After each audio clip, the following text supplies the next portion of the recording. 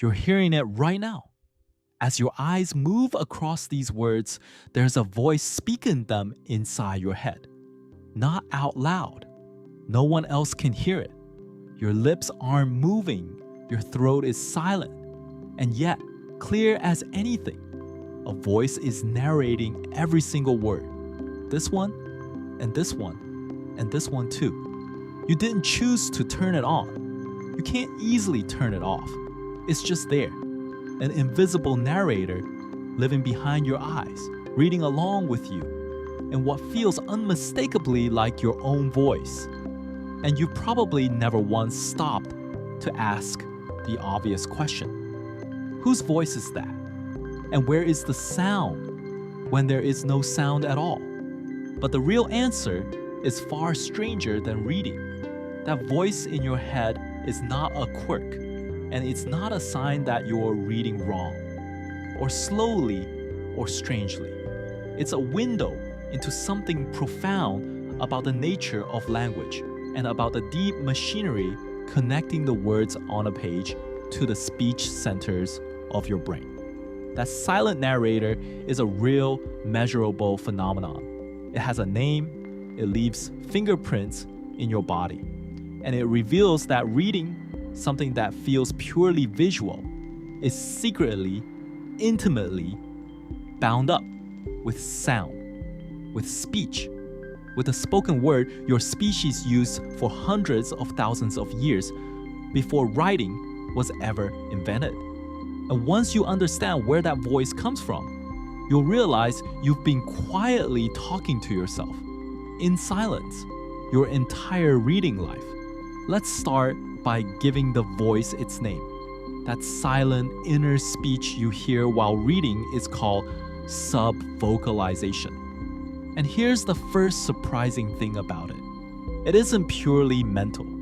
When you read silently, the muscles involved in actual speech, in your larynx, your throat, sometimes your tongue and lips, often make tiny, subtle movements. Micro-activations, far too small to produce any sound, far too slight for you to notice, but real and measurable with sensitive instruments. In a very literal sense, part of your body is trying to speak the words as you read them. You are in miniature, silently mouthing along. The inner voice isn't just a feeling, it has a physical footprint, a faint echo of speech rippling through the very muscles you'd use to say the words aloud. To understand why, we have to go back, way back, to a fact about human beings that reframes this entire experience. Spoken language is ancient.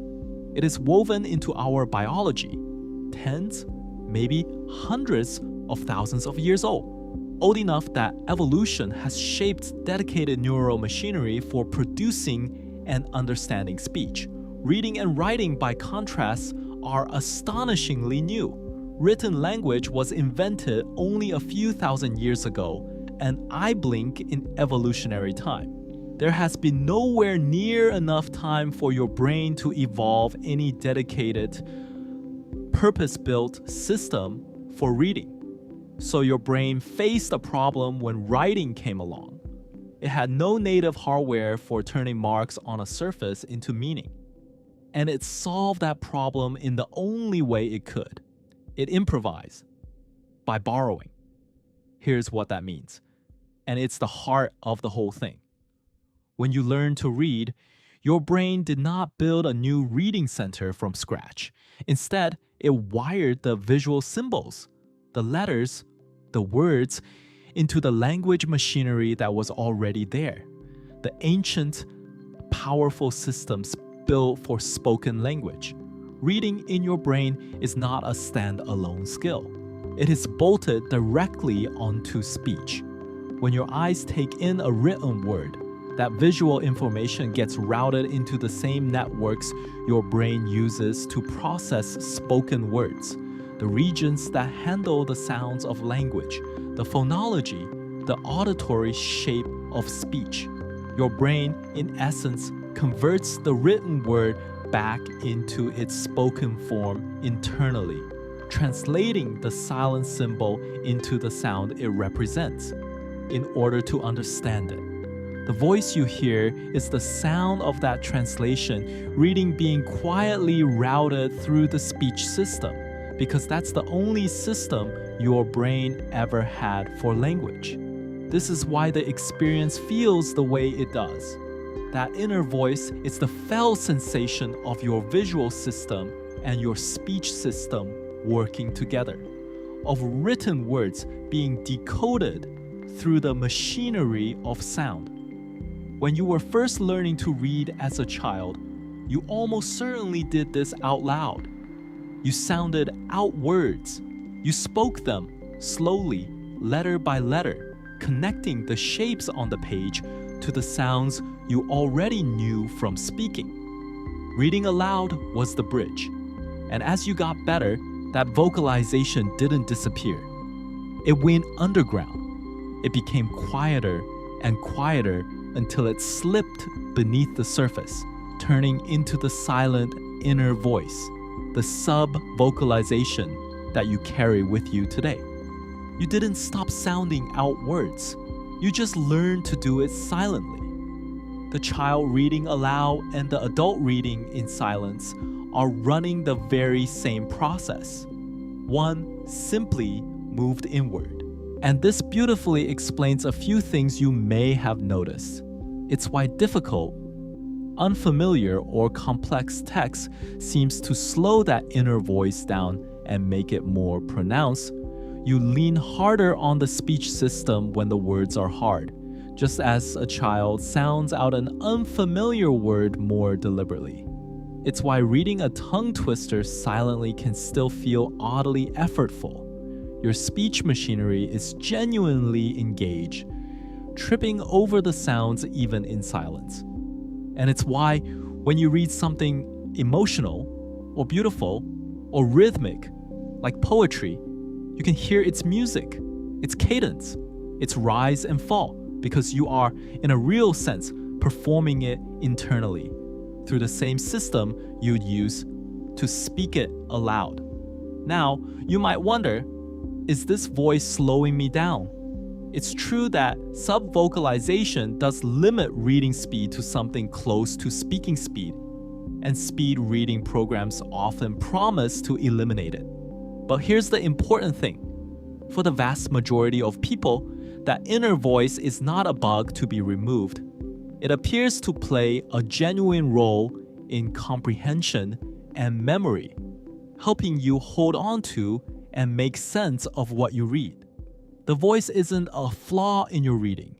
It may be part of what makes reading work, part of how the meaning actually lands. Trying to fully silence it often comes at the cost of understanding. The narrator, it turns out, is earning its keep. So this transforms that silent companion behind your eyes. That voice is not a strange habit, and it's certainly not a sign that you're doing something wrong. It is the sound of one of the most remarkable improvisations in human history. A brain with no dedicated reading hardware reaching back into its ancient toolkit for spoken language and repurposing the machinery of speech to make sense of a technology. Writing that arrived far too recently for evolution to prepare for.